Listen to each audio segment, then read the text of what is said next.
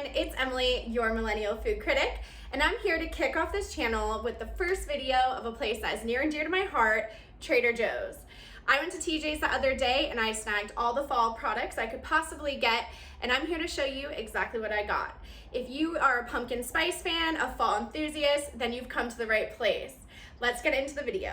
Alrighty, let's start with the snacks. Here we have the fall leaf corn tortilla chips. Obviously had to pair them with the fall harvest salsa. Next we have the maple and sea salt kettle corn. Personally, I'm not a huge snacker, but I think this would be nice to have out for guests when they come over for a movie night, or stash a bag of it in your lunchbox, car, etc. Whatever will help when the 3 p.m. hunger strikes. Very excited to try out this next item, the pumpkin cranberry crisps. Huge charcuterie board girl.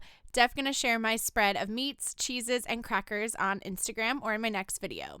I'm sure these crackers would pair well with goat cheese, brie, any soft cheese. Which leads me to my next 2 products. I picked up the maple butter, apple cider fruit spread, cinnamon bun spread, and pumpkin spread. Pumpkin pie spice is a must-have during this season.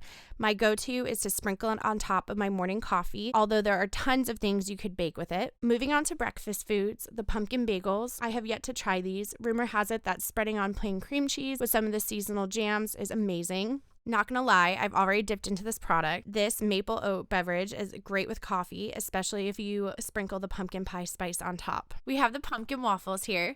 When you're in a pinch for breakfast, you can pop them in the toaster. Something you can also make ahead for breakfast or as a weekend treat are the pumpkin rolls and the pumpkin bread and muffin mix. It's super easy to make and it only requires eggs, oil, and water. Some appetizers coming up, the pumpkin samosas, pumpkin empanadas, and the butternut squash mac and cheese bites. Let's switch gears. Savory items for lunch or dinner. I snagged a jar of the Autumnal Harvest soup as well as the pumpkin bisque. I picked up some tricolor spaghetti, only because it was pretty. I'm sure it tastes like any other spaghetti noodle. Speaking of the tricolor spaghetti, I'm going to top it off with the pumpkin Alfredo sauce. This should be an interesting one. The next 2 products are all pasta. I could live off pasta and cheese for the rest of my life. Had to snag the pumpkin raviolis, which I'm thinking of pairing with a sage butter sauce. Next, we have the rice cauliflower and butternut squash risotto. This would complement the apple cider pork loin roast. If you haven't tried the butternut squash mac and cheese, you need to go to the store ASAP and stock up. This is probably my favorite TJ's product of all time. They sell out super fast and they're only in the store for a few weeks. Drinks. What is fall without apple cider? Trader Joe's makes a killer one. One year I made a spiked cider with rum using this. I love beer. Couldn't resist grabbing the Oktoberfest lager and Howlin' Gourd's pumpkin ale. Side note, how cute is that label?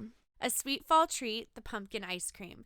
Going to drizzle some hot fudge over a scoop of this. There's something really cozy about having a hot cup of tea right before bed. I think with a hint of honey and fresh lemon, this would be great during the cool weather. Last but not least, couldn't leave the store without grabbing some fall decor. Here's the Honeycrisp apple and vanilla pumpkin candles, cinnamon whisk, sugar skull succulents, and finally some pumpkins and gourds. Thanks so much for watching. If you enjoy grocery hauls, restaurant, and recipe reviews, then click the subscribe button below, and I'll talk to y'all soon.